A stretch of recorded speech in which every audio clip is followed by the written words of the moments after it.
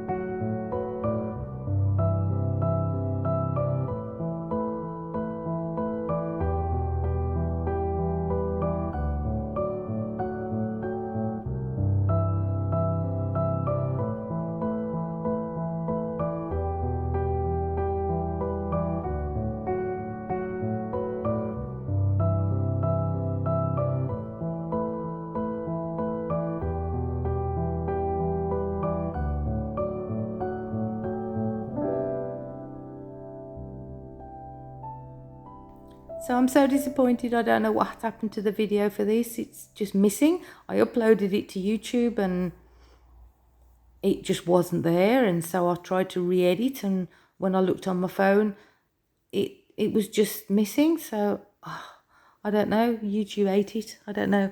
I was explaining that I used the phthalo green on the top underneath my white CA, and by doing that the CA takes on the colour and you get that sort of luminous green effect.